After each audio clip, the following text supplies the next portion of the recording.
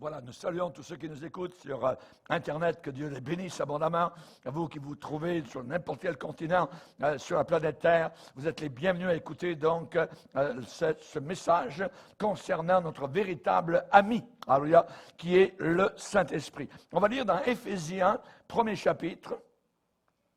Éphésiens, premier chapitre, et nous allons lire à partir du verset 15. Éphésiens, premier chapitre, verset 15. C'est l'apôtre Paul qui parle donc à des chrétiens de la grande ville d'Éphèse. Il nous parle aussi à nous. C'est pourquoi moi aussi, ayant entendu parler de votre foi au Seigneur Jésus et de votre amour pour tous les saints, je ne cesse de rendre grâce pour vous, faisant mention de vous dans mes prières, afin que, on voit le sens maintenant de la prière de Paul. Pourquoi Paul prie-t-il pour les Éphésiens? Afin que le Dieu de notre Seigneur Jésus-Christ, le Père de gloire, vous donne un esprit de sagesse et de révélation dans sa connaissance et qu'il illumine les yeux de votre cœur pour que vous sachiez trois choses. Un, quelle est l'espérance qui s'attache à son appel, quelle est, deuxièmement, la richesse de la gloire de son héritage qu'il réserve aux saints, et troisièmement, et quelle est, envers nous qui croyons, l'infini, ça veut dire, il n'y a pas de fin, l'infinie grandeur de sa puissance se manifestant avec efficacité par la vertu de sa force. Il l'a déployé en Christ. Comment? En le ressuscitant des morts et en le faisant asseoir à sa droite dans les lieux célestes. Au-dessus de quoi? De qui? Au-dessus de toute domination, de toute autorité, de toute puissance, de toute dignité et de tout nom qui se peut nommer non seulement dans le siècle présent, mais encore dans le siècle à venir. Il a tout mis sous ses pieds et il l'a donné pour chef suprême à l'Église, qui est son corps, la plénitude de celui qui remplit tout en tous. Amen. Seigneur, te bénissons pour ta parole puissante, qu'elle ne retourne pas à toi sans avoir accompli cet effet dans nos cœurs. Un effet bénéfique, un effet salvateur, un effet de guérison, de délivrance, d'illumination, de révélation dans ta connaissance. Merci Seigneur pour ce que nous entendons, Seigneur. Quelle joie d'avoir une seule heure passée en ta présence. Un jour dans tes parvis vaut mieux que 1000 ailleurs. Ce n'est pas ailleurs que nous voulons être, Seigneur, mais c'est aujourd'hui d'être dans ta maison et d'entendre ce que nous allons entendre. Dans le nom puissant, merveilleux et glorieux du ressuscité Jésus-Christ, nous avons prié. Amen et Amen. Et tout le peuple dit Amen. Gloire à Dieu. On peut s'asseoir, frères et sœurs. Alléluia. Vous savez, aujourd'hui, il y a beaucoup de personnes qui parlent du Saint-Esprit. On parle du Saint-Esprit à tort et à travers. On en parle de façon bienséante, on en parle de façon malveillante. Certains rient, par exemple, de l'incarnation de Jésus-Christ qui est né par la puissance du Saint-Esprit, dans le sein de Marie. C'est un exemple. Beaucoup de personnes parlent aujourd'hui de l'œuvre du Saint-Esprit. Et beaucoup de personnes aussi sont en train de découvrir, comme certains témoins de Jéhovah qui sont sortis de l'erreur, des griffes, je dirais, de cette secte terrible, eh bien, ils découvrent que le Saint-Esprit n'est pas une influence. Le Saint-Esprit, ce n'est pas l'influence de Dieu. Le Saint-Esprit, c'est la personne même de Dieu. Dieu, le Saint-Esprit. Nous croyons en Dieu le Père. Nous croyons en Dieu le Fils, et nous croyons en Dieu, le Saint-Esprit. Nous avons besoin de le répéter. Voyez, nous avons toutes sortes de sectes. Il y a une secte qui s'appelle les Jésus seuls, où Jésus est le Père et où Jésus est le Saint-Esprit. Absolument pas. Jésus est Jésus, il est le Fils. Hein, et le Saint-Esprit n'est pas le Fils. Et le Père n'est pas Jésus. Vous voyez, il y a la personne du Père, la personne du Fils, la personne du Saint-Esprit. Trois personnes et pourtant un seul Dieu. Et n'essayez pas de comprendre cela ici-bas sur la terre. Vous n'y arriverez pas, même si vous vivez pendant 300 ans. Donc, il faut l'accepter et il faut le croire. De la même façon qu'il y a la vapeur, il y a la glace et il y a l'eau. C'est un moyen pour montrer trois éléments sous trois aspects différents, mais qui sont les mêmes. Il y a un seul Dieu en trois personnes. Et aujourd'hui, j'aimerais vous parler de votre véritable ami, qui n'est pas le gouvernement, qui n'est pas votre voisin, qui n'est pas votre chum. Voyez, votre véritable ami, c'est le Saint-Esprit. C'est le Saint-Esprit, voyez. Et là, le Saint-Esprit parle. Ça veut dire que c'est une personne. Une influence ne peut pas parler. L'électricité est une force merveilleuse, puissante, qui chauffe nos maisons, voyez, qui nous rafraîchit durant l'été. Mais l'électricité n'est pas une personne. Le Saint-Esprit n'est pas une influence. Il n'est pas une puissance. Il est quelqu'un. Quelqu'un qui peut parler. Lorsque nous avons une personne en face de nous, c'est une personne qui est capable d'avoir une élocution, de dire des phrases, des mots, de dire sa pensée, et le Saint-Esprit parle. Donc, c'est une personne. Savez-vous que vous ne pouvez pas mentir à la puissance atomique? Vous ne pouvez pas mentir à l'électricité. Mais la Bible dit que vous pouvez mentir au Saint-Esprit. Donc, c'est une personne. On ne peut mentir qu'à une personne. La Bible dit qu'on peut attrister le Saint-Esprit. Pouvez-vous attrister l'électricité de votre maison? Non, vous n'y arriverez jamais. Mais vous pouvez attrister le Saint-Esprit. Parce que c'est une personne. C'est une personne. Et le Saint-Esprit, c'est lui qui apporte la vie nouvelle à des milliers et des milliers de personnes lorsque ces personnes sont sauvées. C'est le Saint-Esprit qui vous a conduit au pied de la croix, qui vous a montré l'amour de Dieu. Vous avez été brisé au calvaire, vous avez vu votre péché. Qui vous a montré cela? C'est le Saint-Esprit. Le jour où un marin s'est mis à genoux devant Dieu sur un bateau dans le Pacifique Sud, c'était moi-même. C'est le Saint-Esprit qui m'avait convaincu de péché, de justice et du jugement à venir. Quand on est sauvé, c'est le Saint-Esprit qui a agi dans nos cœurs. C'est une personne. Et beaucoup de personnes, actuellement, des milliers de chrétiens, sont en train de découvrir, sinon de redécouvrir, ce que les premiers chrétiens voulaient dire lorsqu'ils employaient l'expression « être rempli du Saint-Esprit ». Être rempli du Saint-Esprit. L'apôtre Paul a dit, ne soyez pas remplis de vin, de boissons, d'alcool, de drogue, voyez, hein, ou de pornographie. Soyez remplis du Saint-Esprit. Soyez remplis plein, voyez. Qu'est-ce que ça veut dire, cette expression? Ne soyez pas remplis de vin, soyez remplis du Saint-Esprit. Ça veut dire être plein. Rempli, c'est plein. Ça veut dire être saturé, être gorgé, être comblé, être inondé, être débordant du Saint-Esprit. Soyez remplis du Saint-Esprit. Qu'est-ce que cela signifie? Nous allons le voir. Qu'est-ce que cela veut dire? Une personne peut être remplie de crainte. Une personne peut être remplie de peur. Une personne peut être remplie de jalousie. Une personne peut être remplie de convoitise.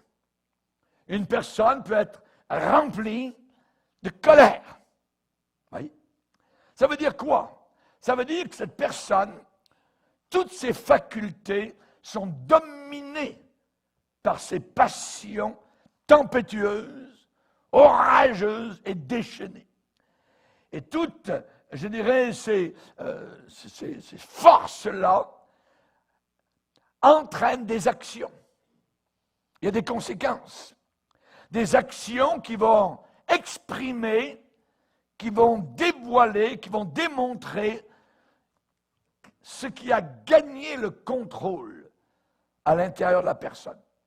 Si c'est la colère, si c'est la jalousie qui a le contrôle d'une personne, la personne va prendre une lance et la jeter contre David qui va baisser la tête et la lance va se planter dans le mur, la muraille. Voyez.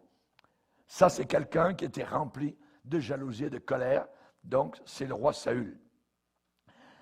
Maintenant, quand la gloire, je dis bien, la gloire réelle de la Pentecôte s'est manifestée pour la première fois dans la Bible, dans une salle contenant 120 personnes à Jérusalem, il y a 2000 ans.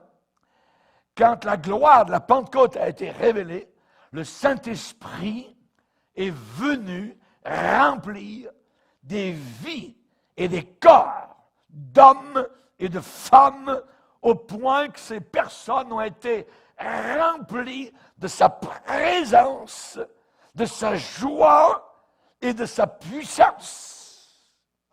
Il est dit, tout à coup, il va du ciel. Nous sommes habitués aux bruits qui viennent de la terre. Et ça serait mieux de s'habituer aux bruits qui viennent du ciel. Donc, il faut les attendre.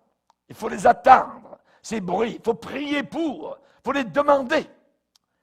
Il est dit que le Saint-Esprit, le jour de la Pentecôte, est descendu et le Saint-Esprit de Dieu a dominé, a contrôlé chaque faculté de ces hommes, 120 hommes et femmes qui étaient réunis depuis 10 jours en train de prier le Seigneur. Le Saint-Esprit a utilisé chaque énergie de ces personnes-là comme il le souhaitait et ils en ont été remplis du Saint-Esprit, au point qu'ils ne pouvaient plus, avec leur bouche, déclarer dans leur propre langue maternelle les choses de Dieu, la gloire de Dieu, l'exprimer, et à ce moment-là est arrivé sur leurs lèvres et sur leur langue un nouveau langage que Dieu leur avait promis.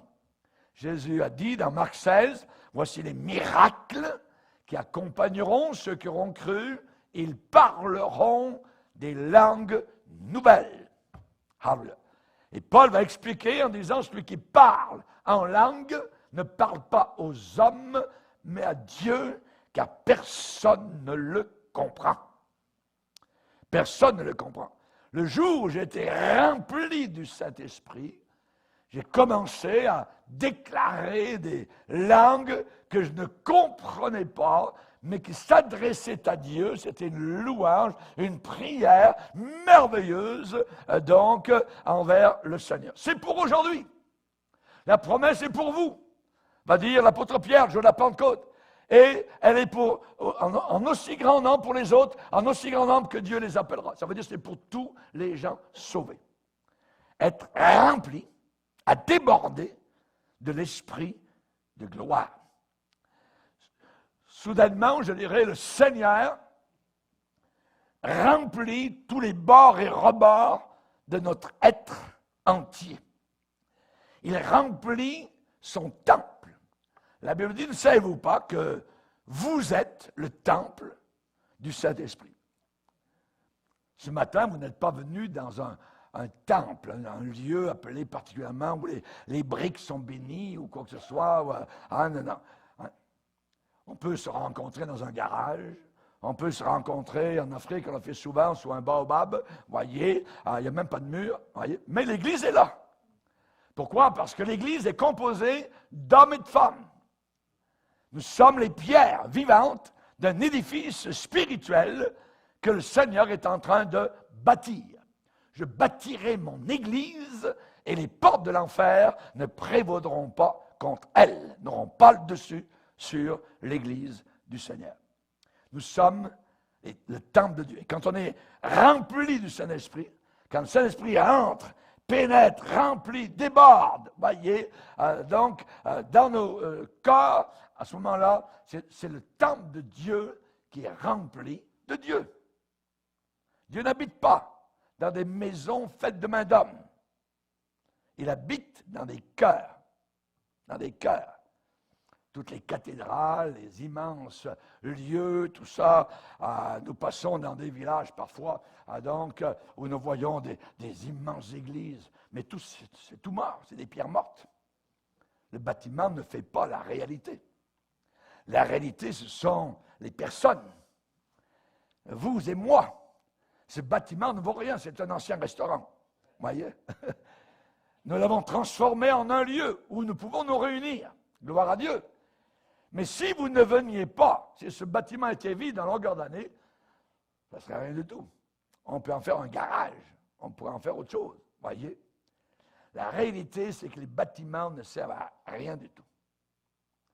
Les bâtiments servent uniquement à nous protéger contre le froid, contre la pluie, ou les intempéries, et nous nous réunissons. Mais c'est vous qui êtes partis de chez vous ce matin, et vous êtes les pierres vivantes, et ensemble réunis, nous formons cet édifice merveilleux appelé l'Église du Seigneur. Nous devons apprendre de nouveau la merveille ineffable et glorieuse de ce que veut dire être rempli du Saint-Esprit. Être rempli du Saint-Esprit. Il est dit dans Malachie 3 une promesse, soudain entrera dans son temple le Seigneur que vous cherchez. Soudain entrera dans son temple le Seigneur que vous cherchez. Son temple, c'est nous. Et lorsqu'on est rempli du Saint-Esprit, lorsque l'Esprit entre dans nos cœurs, nous baptise, nous immerge, à ce moment-là, le Seigneur, je dirais, pénètre totalement par toutes les pores, je dirais, de notre être. Ne m'expliquez pas cela, on n'y arrivera pas. Il est Dieu, amen, nous sommes des hommes, mais c'est ce qui arrive. Vous vous rappelez, lorsque le tabernacle dans le désert, bâti, construit, érigé par Moïse, a été achevé, la Bible déclare qu'il s'est passé quelque chose de merveilleux. Et je vais vous le relire. Il est dit, alors, la nuée de gloire de Dieu, couvrit la tente d'assignation et la gloire de l'Éternel remplit le tabernacle. La gloire de l'Éternel a rempli le tabernacle. Moïse ne pouvait même pas entrer dans la tente d'assignation parce que la nuée restait dessus et que la gloire de l'Éternel remplissait le tabernacle. Vous avez remarqué le mot remplir. Remplir, voyez. L'Éternel, la gloire de l'Éternel remplit le tabernacle. La gloire de l'Éternel remplissait le tabernacle. Quand on est baptisé dans l'Esprit, quand on est rempli du Saint-Esprit, la gloire de l'Éternel remplit le tabernacle corporel que nous sommes. Alléluia. Nous sommes le temple du Saint-Esprit. La même chose est arrivée lorsque Salomon, des centaines d'années plus tard, a construit, a achevé le temple, le magnifique temple à Jérusalem. Il est dit au moment où les sacrificateurs sortirent du lieu saint, la nuée remplit la maison de l'Éternel. Les sacrificateurs ne purent pas y rester à l'intérieur pour faire le service à cause de la nuée de gloire, car la gloire de l'Éternel remplissait la maison de l'Éternel. Alléluia. Est-ce que la gloire de l'Éternel remplit ce matin, aujourd'hui, votre cœur? Alléluia. Gloire à Dieu. Gloire au Seigneur. Raison pour laquelle nous pouvons chanter, nous pouvons pleurer devant le Seigneur, nous pouvons le bénir, nous pouvons l'adorer, nous pouvons le louanger, le remercier, l'exalter, et ainsi de suite. Tellement il est merveilleux. Alléluia. Il est glorieux. Il est glorieux. Alléluia. Quelqu'un un jour a demandé à un grand homme le secret de sa réussite. Comment se faisait-il que ce grand homme avait réussi? Cet homme a répondu simplement, j'avais un ami. J'avais un ami. Il a attribué son succès, sa réussite, à un ami. J'avais un ami. Cet homme a laissé savoir à tout le monde que sans l'aide de cet ami, sa vie aurait été un échec, une faillite. Cet ami qu'il avait eu, au travers de sa vie, l'avait aidé, l'avait encouragé, s'était tenu à côté de lui, il l'aimait et croyait en lui. Et donc cet ami avait fait que sa vie, la vie de cet homme avait été donc une réussite, digne d'être vécue. Est-ce que vous avez un ami comme cela? Ton véritable ami, le Saint-Esprit. Ton véritable ami, c'est le Saint-Esprit. Vous en avez besoin. À Laodicée, on disait à l'intérieur de l'Église, je n'ai besoin de rien. Nous avons besoin de cet ami. Nous avons absolument besoin, dans les temps dans lesquels nous sommes, du Saint-Esprit, qui est notre véritable ami. Maintenant, si on parle d'amis, quelle sorte d'amis aimeriez-vous avoir? J'imagine que vous aimeriez tout d'abord avoir un ami qui vous aime. Ça serait terrible d'avoir un ami qui vous hait. ou qui soit votre ennemi. Un ami, normalement, on aimerait avoir un ami qui nous aime. On aimerait avoir quelqu'un qui prenne soin de nous, de nos problèmes, qui puisse partager parfois nos moments de bonheur, voyez, qui soit totalement franc avec nous. On ne veut pas d'un ami qui nous joue dans le dos, qui ne nous dise pas la vérité. Hein? On veut avoir un ami qui soit totalement franc avec nous, hein, qui nous dise la vérité, même si ça nous blesse. Un ami va dire la vérité, voyez. Et donc, on aimerait avoir un ami qui puisse même parfois nous montrer nos fautes.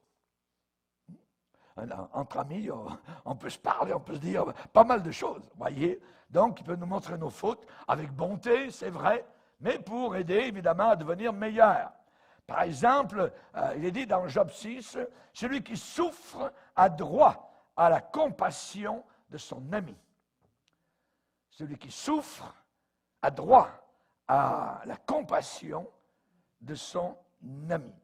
Peut-être aimeriez-vous que votre ami soit plus sage, plus fort que vous, meilleur même que vous.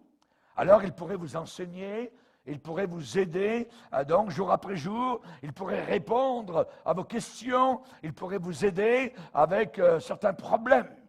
Et plus vous passeriez du temps ensemble avec cet ami, autour d'une tasse de café, donc en parlant, donc à bâton rompu, eh bien cet ami donc ferait en sorte que vous influencerez et que vous deviendriez un peu comme lui, vous aimeriez devenir donc un peu plus comme lui, plus sage, plus fort, donc meilleur que ce que vous êtes maintenant.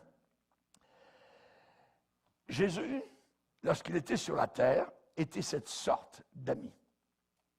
Il était cette sorte d'ami pour Pierre, pour Jacques, pour Jean, pour Matthieu, pour les autres, voyez. Il était cette sorte d'ami pour les malades. Il les guérissait de leur maladie. Il était cette sorte d'ami pour les pécheurs. Il a été appelé même l'ami des pécheurs. Heureusement, parce que j'étais un pécheur. Et vous étiez des pécheurs. Et Jésus n'est pas notre ennemi, il est notre ami. Il est notre ami, l'ami des pécheurs. Comment était-il leur ami? En pardonnant leurs péchés. En pardonnant leurs péchés, en leur accordant une vie toute neuve, une vie toute nouvelle. Et tous ceux qui voulaient de son amitié, qu'ils soient riches, qu'ils soient pauvres, qu'ils soient ignorants, qu'ils soient instruits, bien éduqués, ou de toute race, de toute nation, ça n'avait aucune importance. Jésus ne regardait pas ces critères-là. Et Jésus leur a donné quelque chose qu'ils n'avaient jamais connu auparavant. Jamais auparavant. Voyez, un amour aussi riche, un amour aussi profond, aussi généreux. Il n'en revenait pas. Comme le disait tout à l'heure notre frère Daniel, encore nous en échange, quand Jésus passait quelque part, tout était transformé, c'est certain. Si vous passiez le lendemain, disons que Jésus soit passé un vendredi quelque part, et vous arrivez donc fringant le samedi matin, et vous dites, mais qu'est-ce qui s'est passé dans cette ville? Il y a des lits dans les rues, il y a des grabats, il y a des cannes, il y a toutes sortes de choses qui restent là. Et là, vous demandez à quelqu'un, vous frappez à la porte, qu'est-ce qu'il y a eu hier ici? Tu ne sais pas que Jésus est passé par là? Il a guéri des malades, des paralysés, des boiteux. Il y a des sourds qui ont été guéris. Il y a des lépreux qui sont sortis de leur réclusion, sont retournés chez eux, ils ont embrassé leurs épouses. Ça a été merveilleux, ils ont retrouvé leurs enfants. C'est Jésus qui est passé par là. Alléluia. Alléluia. Tout était transformé quand Jésus passait quelque part. Et Jésus, donc, leur a enseigné quelque chose. Il leur a enseigné la vérité. La vérité. Aujourd'hui, la bataille, elle est entre le mensonge et la vérité.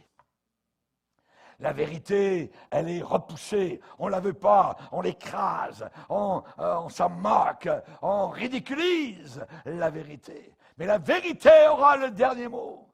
La vérité triomphera. Parce que Jésus est la vérité. Et c'est devant lui que toutes les nations de la planète Terre et dans tous les siècles se prosterneront en sa présence. Alléluia! Alléluia! Que le Seigneur soit béni. La vérité triomphera. Chers amis, Jésus a aidé les gens avec leurs problèmes. Leurs problèmes. Alléluia. Qu'est-ce qui nous sauve? C'est l'amour de la vérité. Personne ne va aller au ciel s'il n'a pas eu dans son cœur l'amour de la vérité. Si vous avez l'amour du mensonge, l'amour de l'erreur, vous n'êtes pas sauvé. Le chrétien, il a l'amour de la vérité. L'amour de la vérité. Il dit que beaucoup de personnes, parce qu'ils n'ont pas reçu l'amour de la vérité pour être sauvés, alors Dieu lui-même leur envoie une puissance d'égarement pour qu'ils croient au mensonge. Croire au mensonge. Et le big lie, il commence à étendre ses tentacules de pieuvre tout autour de la planète Terre. Le grand mensonge. Jésus-Christ, quand il était l'ami sur cette terre, il avait un corps. Il avait un corps, et ce corps le limitait seulement à un endroit à la fois. Un endroit à la fois. Jésus ne pouvait pas être avec tous ses amis qui avaient besoin de lui. S'il était à Jéricho, il ne pouvait pas être à Jérusalem. S'il était à Jérusalem, il ne pouvait pas être en Galilée. C'était impossible. Il était limité par son corps, donc humain. Jésus ressentait que ses amis avaient besoin de lui. Mais hélas, il ne pouvait pas y aller, limité par son corps.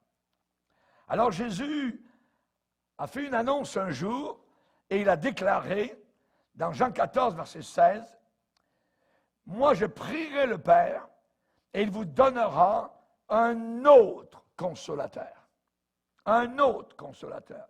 Afin qu'il demeure éternellement avec vous, l'esprit de vérité que le monde ne peut pas recevoir parce qu'il ne le voit pas et ne le connaît pas. Mais vous le connaissez parce qu'il demeure avec vous et il sera en vous. Alléluia. Jésus leur dit, je m'en vais. Oh, non, Seigneur, reste, tu es notre ami. Non, non.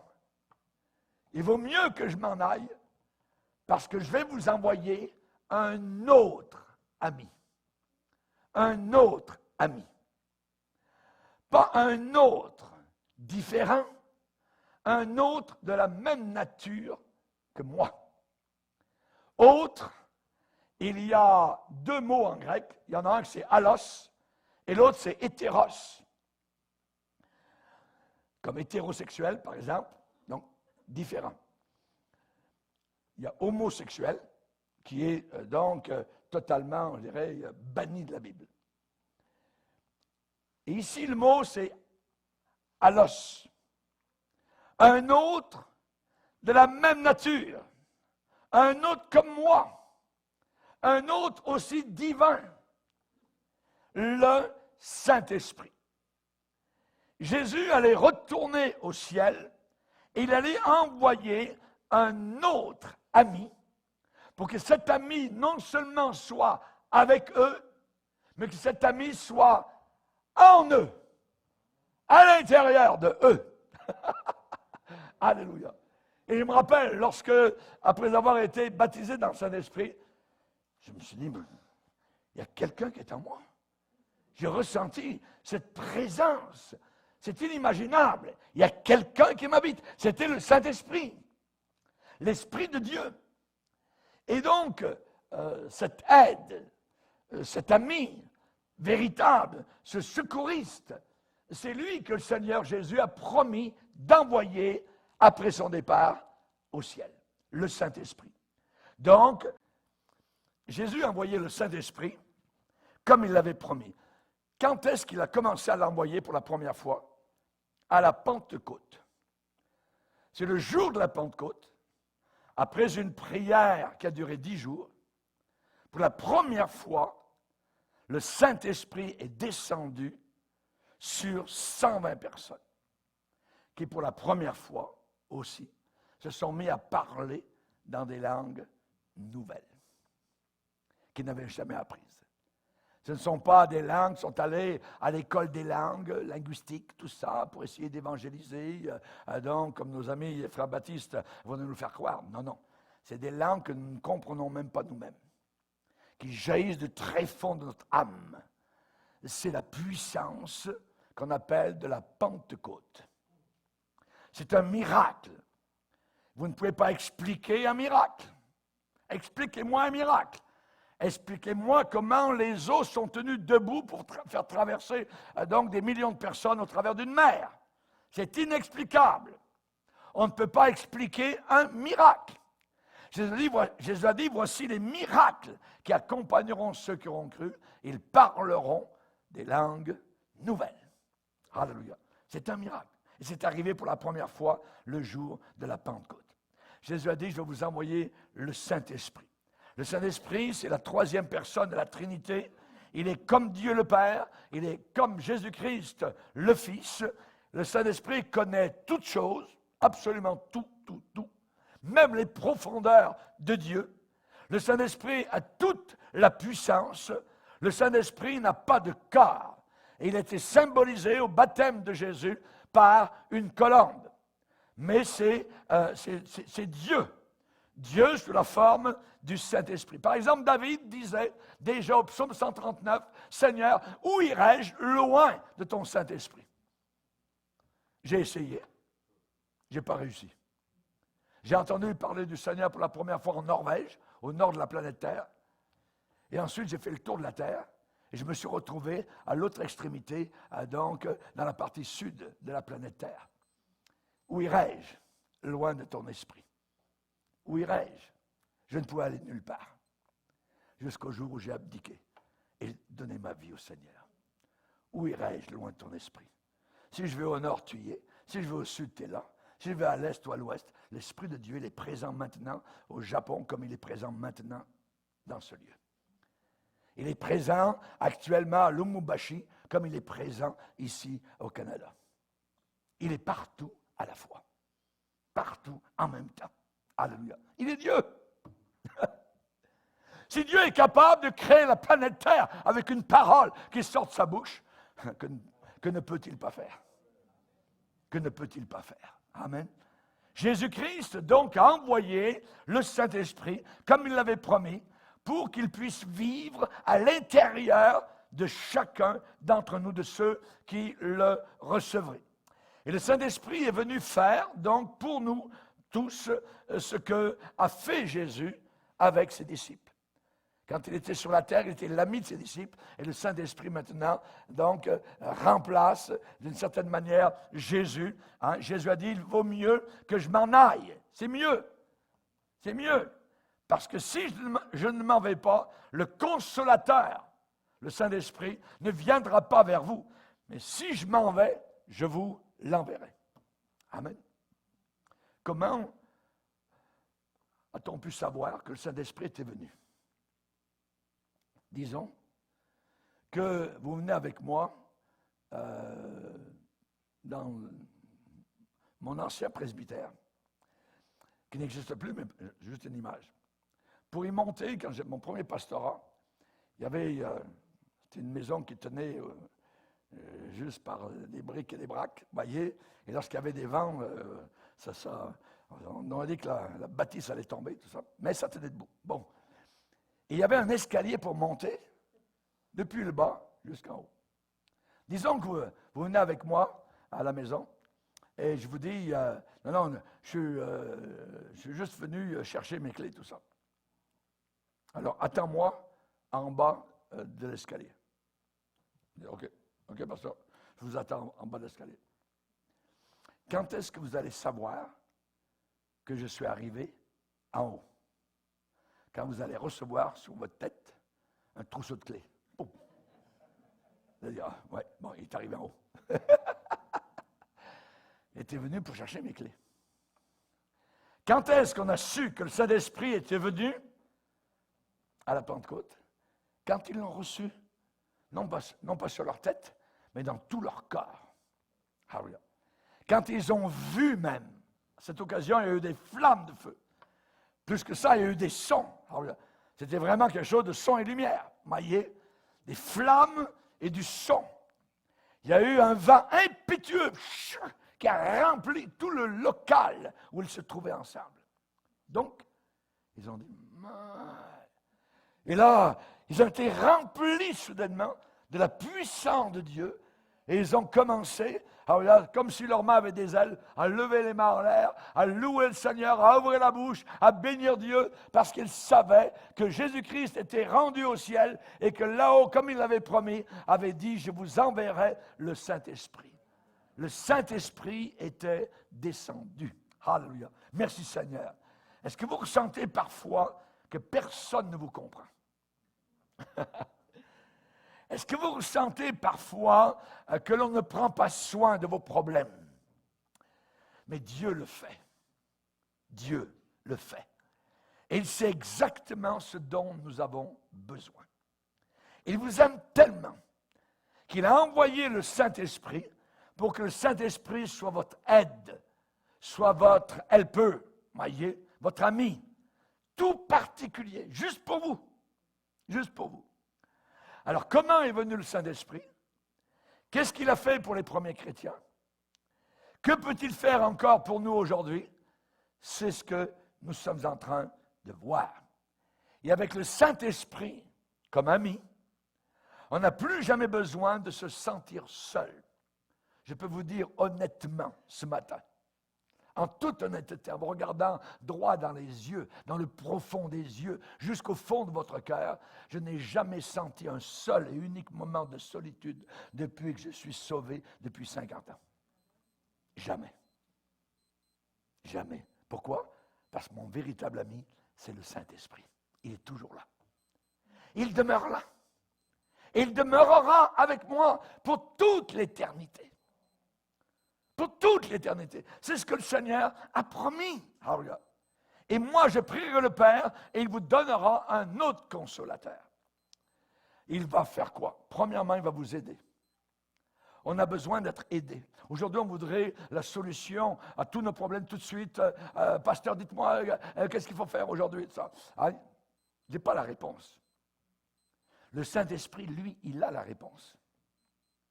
Et c'est la raison pour laquelle, aux 7 églises de l'Apocalypse, il est dit que celui qui a des oreilles entende ce que le Saint-Esprit dit aux églises. Mais si vous êtes juste en train d'écouter, qu'est-ce que TVA dit? Qu'est-ce que Pierre Bruno est en train de dire? Qu'est-ce que non, c'est pas ça. Il faut que vous fermiez tout ça. Il faut que vous pluguiez sur le ciel. Il faut syntoniser, amen, ce que le Saint-Esprit est en train de dire. Certainement qu'il parle. S'il y a un problème, il y a une solution. La solution, c'est Dieu qui la connaît à l'avance et depuis très longtemps. Et elle est très simple pour Dieu. Et nous sommes compliqués, nous sommes devenus quasiment païens. Parce que nous agissons et réagissons comme les païens. Il n'y a pas de différence. Le Saint-Esprit, premièrement, va vous aider. Va vous aider. Il a promis d'envoyer le Paraclétos. Voyez? Ça veut dire quoi? Ça veut dire le consolateur, le soutien, l'avocat. Voyez? L'aide. Le Paraclet, qui est traduit en français par le consolateur, ça vient de kaléo, qui veut dire appeler, inviter, et para, qui veut dire auprès d'eux, se tenir à côté d'eux. Le Saint-Esprit, il est celui qui vient à côté, qui est juste là, voyez. Et il y a différents titres pour le Saint-Esprit dans la Bible, qui nous montrent ses puissances, qui nous montrent ses responsabilités, comment il nous aide. Quel que soit votre problème ou le mien, notre helper a une solution. Alléluia. Nous sommes privilégiés, nous les chrétiens. Nous connaissons la fin depuis le début. Alléluia. Nous savons où le train s'en va. Alléluia. Gloire au Seigneur. Donc, la Bible appelle le Saint-Esprit de différents noms. Je vous en citer 6. Le Saint-Esprit de vie. Pas de mort. Le Saint-Esprit. Un esprit différent. Un esprit saint, pur, propre. Il ne conduira pas dans l'erreur. Il nous conduit dans la vérité. Ensuite, l'esprit de vérité. Ce n'est pas un esprit de mensonge. Ensuite, c'est un esprit de sagesse. Pas de folie. Ensuite, c'est l'esprit de Dieu. Celui qui nous rend Dieu très, très réel. Ensuite, il est dit, c'est l'esprit de Christ. Alléluia. On est entre de bonnes mains. Alléluia. Gloire au Seigneur. Entre de bonnes mains. Alléluia. Gloire au Seigneur. Il est dit en effet, ceux qui vivent selon la chair s'affectionnent aux choses de la chair. Mais ceux qui vivent selon l'esprit s'affectionnent aux choses de l'esprit, aux choses de Dieu. Alléluia. Donc c'est l'esprit de vie. Cet esprit de vie, qu'est-ce qu'il fait? Eh bien, il apporte la vie. Il apporte la guérison à nos corps malades. C'est un esprit de vie, pas un esprit de mort. Un esprit de vie. Alléluia. Dans beaucoup de parties du monde, il y a des gens qui sont guéris. On ne le voit pas au Canada, parce que le Canada est un des pires pays au monde, incrédule, trop assis, confortable, douillet, coussin, voyez. Mais dans d'autres pays où l'Évangile est encore prêché, il y a des gens qui sont guéris, voyez, miraculeusement, en réponse à la prière. Il y a des oreilles sourdes qui se mettent à entendre. Il y a des yeux aveugles qui voient. Il y a des paralytiques qui jettent leurs béquilles encore aujourd'hui, voyez, dans différentes parties de la terre, par la puissance du Saint-Esprit. Il y a des démons qui sont chassés par la puissance du Saint-Esprit. Alors, Jésus a dit lui-même, je chasse les démons par le Saint-Esprit. Gloire à Dieu. Merci Seigneur. Rappelez-vous que dans l'Apocalypse, il va y avoir 2 témoins qui vont faire suer le monde entier. Parce qu'ils vont, ça va être vraiment des récalcitrants, ils vont s'opposer à l'Antichrist, ils vont s'opposer à cette forme gouvernementale abominable qui s'en vient comme une pieuvre sur la planète Terre, hein, et l'Antichrist va essayer de les faire mourir. Et on ne les enterrera pas. Ils seront à Jérusalem et les caméras du monde entier seront sur eux jour et nuit. Et soudain, devant les caméras, il est dit un esprit de vie venant du ciel entra en eux et les fit tenir debout sur leurs pieds. C'est déjà quelque chose d'inimaginable.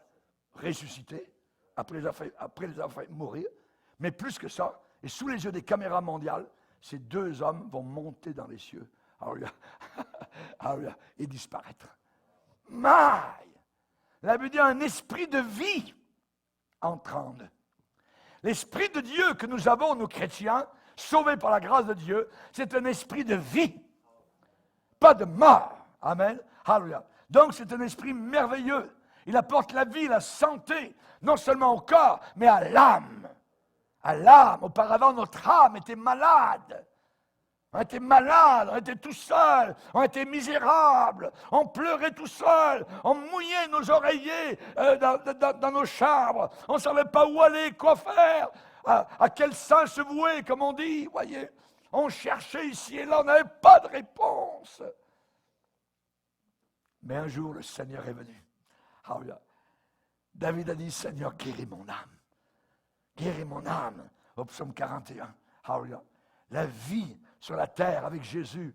Amen. Et le Saint-Esprit peut être joyeuse. Une vie remplie de joie, d'allégresse. Alléluia. Merci Seigneur. On a vu nos frères et nos sœurs, alléluia, qui sont montés sur les bûchers alors qu'ils étaient persécutés. Alléluia. Et il y en avait un qui était sur le bûcher, lié au poteau. Et les gardes autour ne faisaient rien, ils attendaient. Et notre frère qui était là, lié, a dit, mais qu'est-ce que vous attendez d'allumer les fagots? Qu'est-ce que vous attendez? Il avait hâte, amen, de quitter son corps et d'être avec le Seigneur dans la gloire. Quand vous avez cette audace-là, il y a certainement le Saint-Esprit qui est en vous. Alléluia. Alléluia. Merci Seigneur. Et la Bible appelle l'Esprit non seulement de vie, mais l'Esprit Saint. L'Esprit Saint. Le Saint-Esprit ne vous conduira jamais dans la saleté, dans la pourriture, dans la boue de ce monde. Il ne vous conduira jamais dans ces endroits-là. C'est l'Esprit Saint. Alléluia. L'Esprit Saint. Votre aide, c'est le Saint-Esprit. Saint, ça veut dire séparé du péché, séparé pour Dieu. C'est lui qui nous a convaincus de péché. On ne peut pas être sauvé si on n'a pas été convaincu de péché. Jésus a dit, le Saint-Esprit, quand il viendra, la première chose qu'il fera, c'est de nous convaincre de péché. C'est quand j'étais convaincu de péché. Il m'a cerné, il m'a enfermé, il m'a placé dans un coin. Il m'a dit, Raymond, tu es un pécheur. J'ai vu son doigt sous mon nez. Alléluia. Et vous tous qui avez été sauvés, vous l'avez vu ce doigt. Le doigt rugueux du Seigneur. Alléluia. On n'a pas besoin d'un prédicateur. On n'a pas besoin d'entendre 2388 prédications. On a su. C'est le Saint-Esprit qui a fait ça. Aucun homme ne peut le faire. Et il le fait très bien. Pour nous sauver.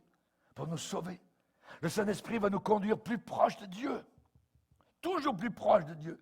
Jamais plus loin du Seigneur. Vous savez, il y a des chrétiens qui disent jusqu'à quel point je peux aller vers le monde, m'éloigner du Seigneur, sans tomber de la falaise. C'est de la folie totale. Ce genre de pensée est une folie totale. La sagesse nous dit jusqu'à quel point je peux m'approcher de Dieu et m'éloigner de ce monde pécheur, au milieu duquel je dois vivre tant que je serai sur terre. Que celui qui est saint se sanctifie encore plus. Que celui qui est pur se purifie encore plus. Et que celui qui est sale se salisse encore plus, qu'il continue, puisqu'il ne veut pas se repentir. Si vous êtes un chrétien, votre corps est le temple du Saint-Esprit. Du Saint-Esprit. N'attristez pas le Saint-Esprit. Le Saint-Esprit vous aidera toujours à être délivré de la cigarette. Le Saint-Esprit vous aidera à être délivré de la drogue, de l'alcool, de l'impureté. Des milliers de personnes ont déjà été délivrées par le Saint-Esprit. Vous savez, la science médicale et les travailleurs sociaux ne peuvent qu'apporter un soulagement très temporaire. Très temporaire. Un secours temporaire. Alors que faut-il faire? Se tourner radicalement vers le Créateur et le Sauveur.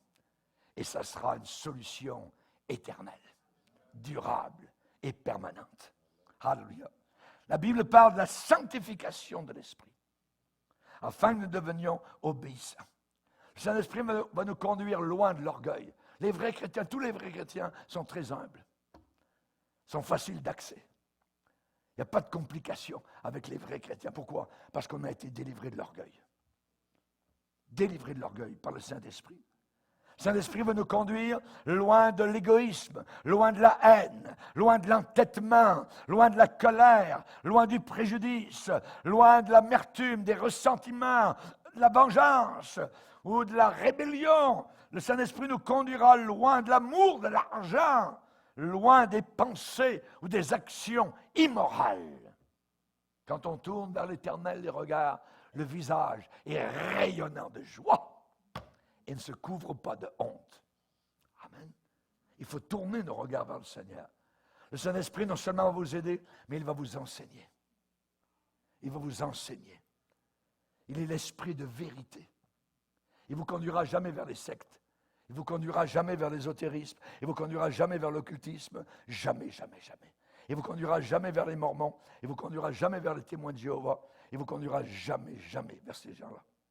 Il va vous enseigner. Il est l'esprit de vérité. Enseigne-moi, Seigneur. Enseigne-moi ta vérité. Enseigne-moi. Conduis mes pas dans la vie de la foi. Illumine ma voie. Enseigne-moi. L'esprit de vérité. Exactement comme Jésus a enseigné les disciples au sujet de la vérité et qu'il a répondu à leurs questions, eh bien le Saint-Esprit aussi vous enseignera. Il va aussi vous enseigner et répondra à vos questions sur Dieu. Il vous montrera le but final de votre vie et vous aidera à comprendre la Bible. La Bible devient un livre merveilleux quand on est rempli du Saint-Esprit. Et voyons donc, auparavant je lisais ça, c'était du charabia, c'était du chinois, mais maintenant c'est merveilleux. Le Saint-Esprit illumine notre cœur. Les choses qui auparavant vous déconcertaient, des choses qui vous intriguaient, soudain deviennent claires. Comment ça se fait? C'est le Saint-Esprit, l'Esprit de vérité. L'Esprit de vérité. Quand le Consolateur sera venu, a dit Jésus, il vous conduira dans toute la vérité. Ah! Cette génération n'aime pas, voudrait déchirer ce verset, voudrait brûler ce verset. Tout le monde a sa vérité. Non! Il n'y a que la vérité, je dirais unifiée, solidifiée, cimentée. C'est Jésus-Christ dans la Bible et tout le reste, c'est de l'erreur. Tout le reste, c'est de la poubelle.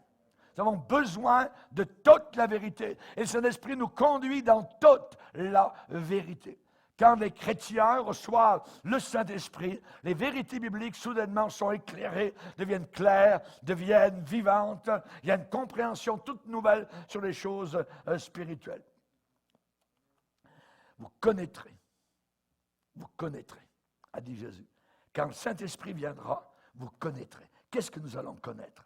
Il a dit, vous connaîtrez que je suis en mon Père et que vous êtes en moi. Et que je suis en vous. Vous allez savoir ça. Vous allez comprendre ça. Alléluia. Ce que je vous disais tout à l'heure, au début de ma vie chrétienne, voyons, il y a quelqu'un en moi. Il y a quelqu'un qui est là. Voyez. Est-ce que ça vous est arrivé? Si ça ne vous est pas arrivé, peut-être il n'y a personne. Et un cœur vide, c'est dangereux. Parce que Satan va essayer de pénétrer. Vous connaîtrez. Enseigne-moi, Seigneur. Esprit de vérité, esprit aussi de sagesse. Jésus a bien parlé qu'à la fin des temps, il y aurait des vierges folles et des vierges sages. Moi, j'aimerais bien être dans le camp des vierges sages. Pas des folles. Mais les folles et les sages se ressemblent. Elles ont toutes une lampe, voyez. Elles attendent toutes. Mais il y a des folles et des sages. Et la Bible appelle le Saint-Esprit un esprit de sagesse. Un esprit de sagesse. Vous demandez parfois ce que vous devriez faire. Vous demandez parfois comment résoudre mes problèmes. Le Saint-Esprit de sagesse est venu justement pour vous aider. Et il vous conduira. Il vous montrera ce qui est le meilleur pour vous. Ce qui est le meilleur pour vous. Pour moi, il m'a montré que le meilleur pour moi, c'est d'être pasteur à l'église du Sentier. Ah là, je suis bien. Ah là, je suis heureux. Je suis dans sa volonté. Ah là, je suis en plein dans le mille. Ah là, gloire au Seigneur. C'est merveilleux de savoir que vous êtes en plein dans le centre de la volonté du Seigneur. Et il va le faire. C'est l'esprit de sagesse. L'esprit de sagesse. Je te montrerai la voie que tu dois suivre.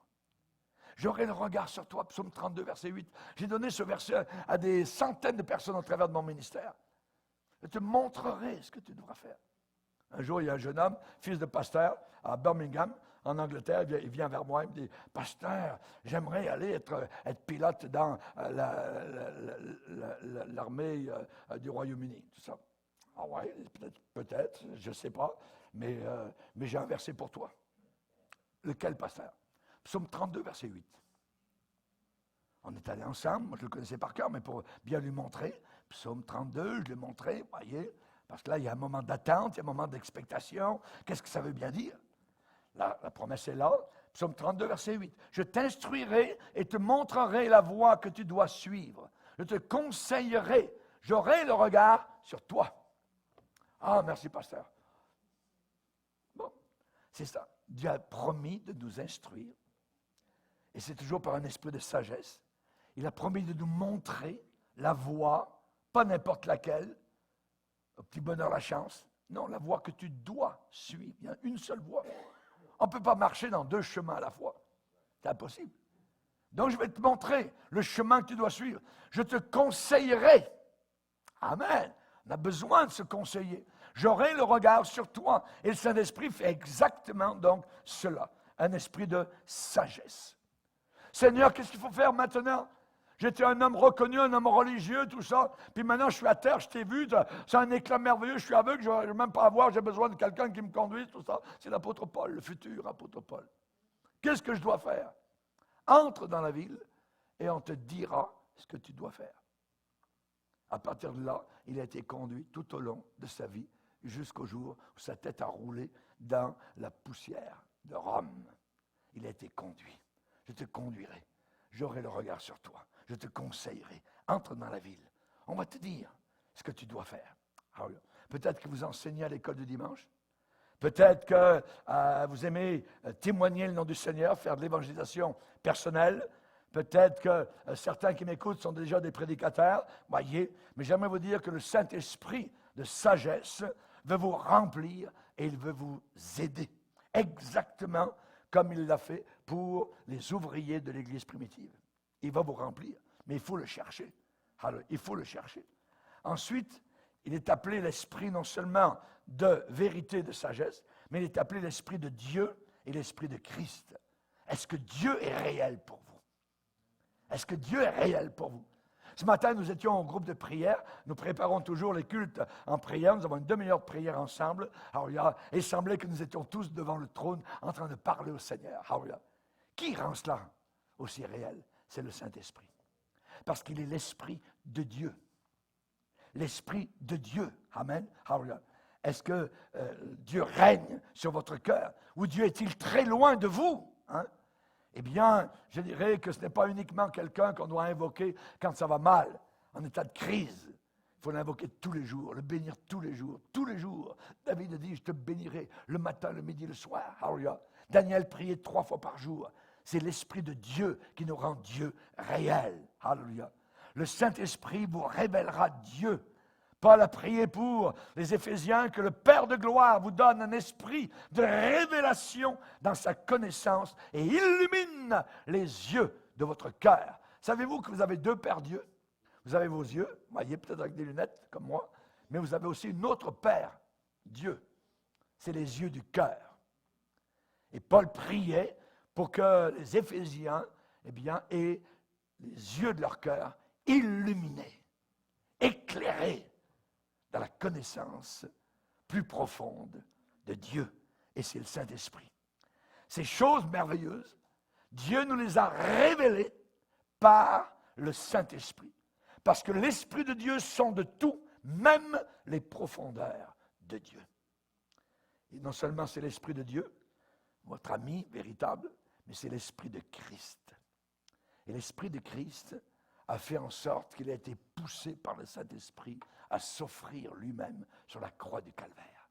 Il s'est offert, la Bible dit dans l'Hébreu, par un esprit éternel. Et l'Esprit de Christ, il habite en vous, va vous pousser à vous donner encore plus pour les autres, pour les pécheurs, pour parler évidemment du danger terrible qu'ils courent s'ils ne se repentent pas. C'est le Saint-Esprit qui vous a rendu réel l'œuvre de Christ à la croix du Calvaire. Ce n'est plus une religion, ce n'est plus des rituels, c'est une relation profonde et c'est l'Esprit de Dieu qui nous rend Jésus-Christ réel dans chacun de nos cœurs. La Bible dit, si quelqu'un n'a pas l'Esprit de Christ, il ne lui appartient pas. Il n'appartient pas, il n'est pas sauvé. Il n'est pas sauvé. Quand on est sauvé, l'Esprit de Christ vient. On a besoin d'en être rempli. Rempli. Et au travers de la vie, je dirais, on a besoin d'être re-rempli et re-rempli. Exactement comme votre voiture a besoin de passer un poste d'essence régulièrement. Quand vous voyez que l'aiguille s'en va sur le E, voyez, alors vous dites, hop, il faut de nouveau passer à la station d'essence.